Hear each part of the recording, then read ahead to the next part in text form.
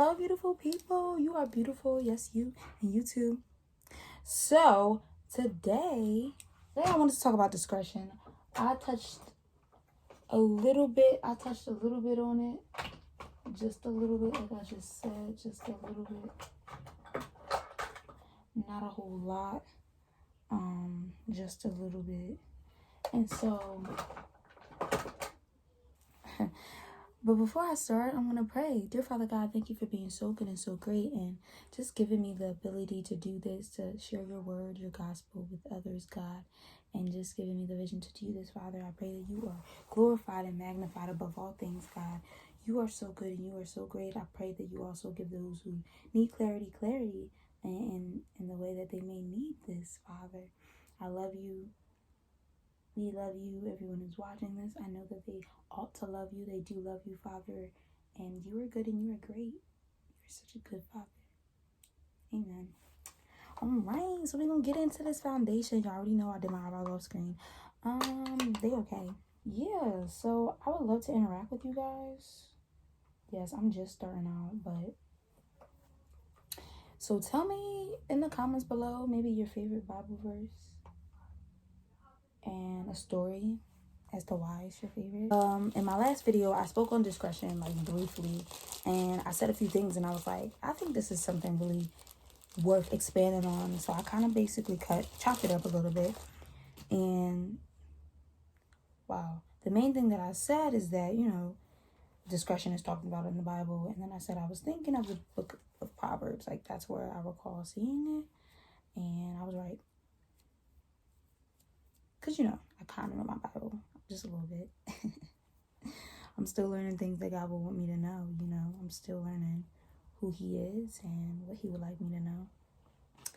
I think God created us to worship him, and the Christian walk is not supposed to be easy. The Christian walk is not supposed to be easy, but I think he made it so that we can see who he is and his creation. Right? I'm sure there are a plethora of verses that show that God made it so that we would know him easily. We only know in part, but even in that part, that in part moment, God made it so that we would know him easily. I feel like I should pray again, so I just am. Dear Father God, I'm just going to take the time to lift you up and magnify you again. Grateful for your word. But I believe that he definitely did make it so knowing him and being in a relationship with him, and getting to know him. I'm using the Morphe palettes 335H, and the Morphe. Getting to know him should be easy, and knowing how we ought to live and how we ought to walk this walk while we're here in this world is what I find, like, in studying the word, not supposed to be rocket science. And sometimes it is. Sometimes it is rocket science, and it shouldn't be. And I think what makes it rocket science is we are the only animals who want to negotiate with God when he says something is so. And so something that is supposed to be simple, becomes hard because, like, God, did you really say? Did you really say? Did you really mean? Did you really want us to do this? And we like to negotiate with God, especially when we're lukewarm, especially when we have one foot in the door and one foot out. That's when you're like negotiating, like, God, did you really mean this? Did you really say this? It's very, very easy to, it's very much so like, God, for real? And, you know, we're his children, so he understands why. I mean, he certainly, he would, you know, don't want us when we're in our lukewarm state, but he's also not fazed. Like, he's not surprised when we mess up. He's God. He knows that we won't mess up. But he's left us an aid, right? He's left us, you know, I said I wasn't really going to do an eyeshadow look. This is a light eyeshadow look, not a light eyeshadow look. It's a light eyeshadow look, okay? Leave us an aid, and have us like really fully, get to know him and get in our word and to stay in the right path, doing the right thing, and just continuing to follow him to help us, right? And in that, the Spirit works to help us. Use discretion. Topic of the day. Because I was like, I feel so led to talk about discretion. Like, what is discretion? What does that look like? I love that we can build with these eyeshadows. I love it. So, what does it mean to use discretion? But before we talk about what does it mean to use discretion, we're going to talk about why should we use discretion. Discretion is the key to self-control, and self-control is important because we know we can do all things, right? But should we do all things? And in the midst of being in a situation, in a place where you're like, I can do this, I can do this, I can do this, I can do this, and then deciding, okay, maybe I shouldn't do this. Maybe I shouldn't do this. The spirit inside of you stirs, and discretion allows you to choose. Choose the right thing. Choose when to say the right thing. And I'm gonna start giving you a couple Bible verses here that illustrate what I'm saying. It gives you self-control, allows you to know. It also keeps you out of problems. It gives you peace. Because then you're not starting things you have no business starting. You're not starting things you have no business starting. And so that's the important part. Knowing like you're not starting things you have no business starting. And then just trusting God when he says no.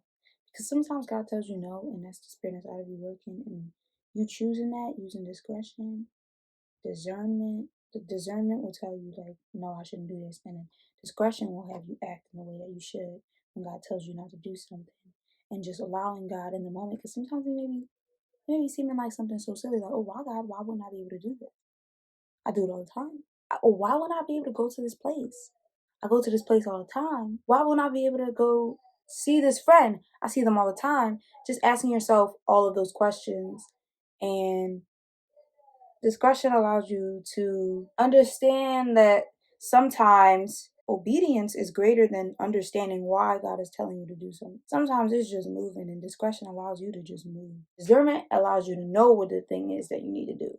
Discretion allows you to know how to move and when to move and the timing of things. So, yeah, to everything that I just said, I think it's important to have discretion and to know when to act, because sometimes you can have it in your spirit through discernment to do something, but discretion allows you to know the time. And so, with that being said, I'm just going to read the first verse that I had in mind from the book of Proverbs. It's a couple verses actually. Okay, the first two are just telling you where God talks about discretion, right? Proverbs 11:22. Like a gold ring and a pig's snout is a beautiful woman without discretion. That was funny, but I just wanted to put that in there. Proverbs 3:21. My son, do not lose sight of these. Keep wisdom and discretion. Proverbs 5:2. That you may keep discretion and your lips may guard knowledge. Proverbs 22:3. Proverbs 2:11. Discretion will watch over you, understanding will guard you. So having wisdom, having understanding, having discernment, having discretion, they're all so important. Genesis 41:33. Now therefore, this is just little pieces of puzzles that are kind of putting together what I'm trying to illustrate here. Now therefore, let Pharaoh select a discerning and wise man. It's important to know how to discern, use discretion, and be wise. What is knowing all things and having all things? You can do all things if you don't know when to use those things. God has even talked about time. We have a on-time God. So why wouldn't it be important for us to be on time and to do things in the right timing? We're like, God's going to do things in the right timing. And it's easy to forget that it's important for us to do things in the right timing as well. So just thinking about that and keeping that in mind. More on discretion. Again, God is saying to give prudence to the simple, knowledge and discretion to the youth, that showing that it is a good thing to have. And this is just how discretion can be used. Proverbs 4:20-24. My son, be attentive to my words, incline your ear to my sayings, let them not escape from your sight. Be attentive, so know my words, incline your ear to what I'm saying, do not escape them from your sight. Keep them within your heart. Keep them within your heart, for there are life to those who find them and healing to all their flesh. Keep your heart with all diligence, for from it flows the spring of life. Put away from your crooked speech and put devious talk far from you. This is a situation where discretion can be used. Like, it takes discretion to discernment to know what to say, and discretion to know when to say things. Just because you feel something in your heart or your mind or you're angry, it doesn't mean you should act out on that anger, and discretion will help you.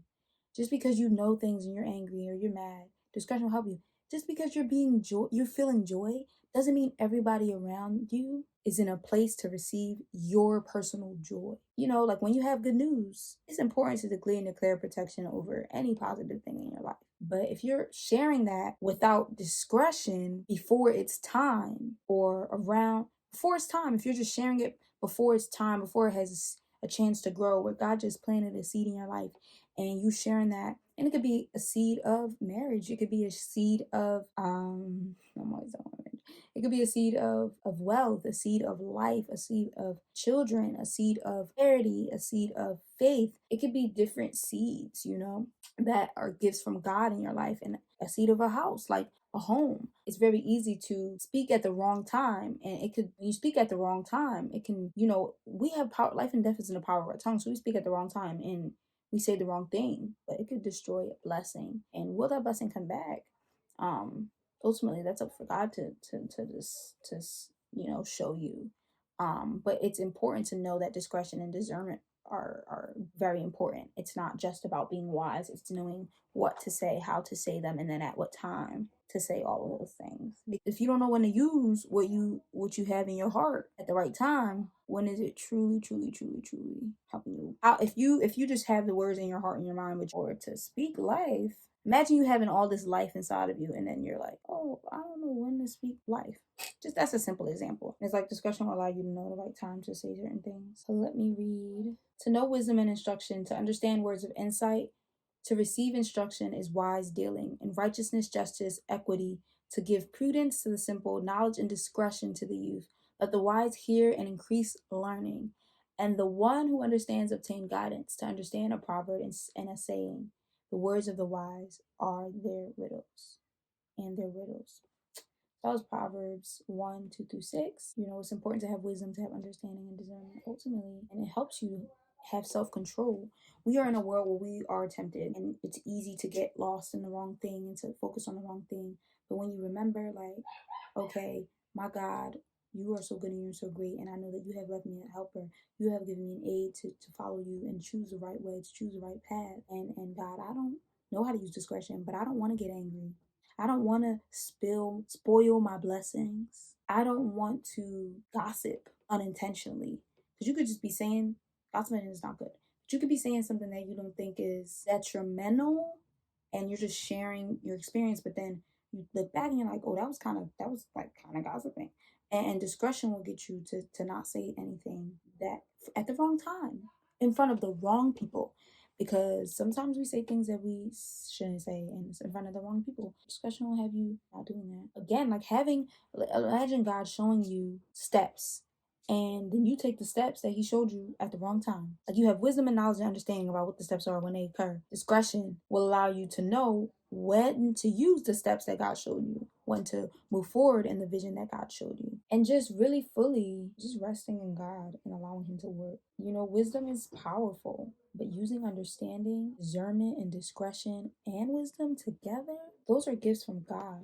He has given us the ability to do that because, like I said earlier, I was quoting 1 Corinthians 10:23.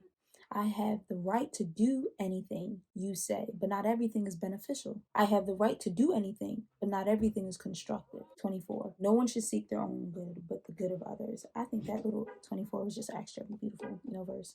But yes, I could do everything, but not everything is beneficial. Discernment will have you know that not everything is beneficial, and discretion will have you know what you should and should not be doing, and when you should and should be doing things. I have the right to do anything, but not everything is constructive.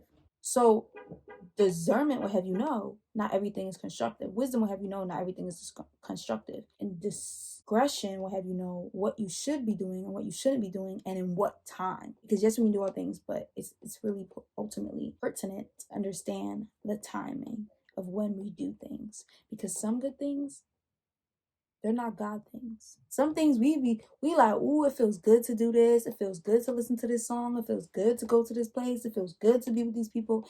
And in your heart, you're discerning that this season to be in these places, to listen to these music, to talk to these people may have come to a place where it's time to just shift your energy and time and space into more God-filled things. Getting into your word more, spending more time with God in whatever way that may look like, whatever your worship may look like. And just being with God on a spiritual level, that's important. Being with God on a spiritual level is so important. So we can do all things, but discernment is powerful. I think I read this earlier on, reading in Proverbs 5:2, that you may keep discretion and that your lips may guard knowledge. So it's knowing wisdom and having knowledge, right? But knowing when. There's some things I know about myself and my life that I do not tell people. Nope, I'm not gonna say that out loud. It's just between me and God, because it's a blessing, but it's not in a place where I can speak on my fruit, because not everybody wants to hear your fruit, especially before it's time. Like, no. Proverbs 2:11, discretion will watch over you and understanding will guard you. The biggest thing here is Proverbs 4:20-24. My son, be attentive to my words, incline your ears to my sayings. Let them not escape from your sight. Keep them within your heart, for they are life to those who find them, and healing to all their flesh. Keep your heart with all vigilance, for from it flow the springs of life. Put away your crooked speech and put devious talk far from you. That's a blessing. Okay. No cap, no cap, no cap. So God knows you. Don't lose hope. If you feel like God told you to do something and you're in your mind, you're like, God, you told me to do this. God, you said this would happen.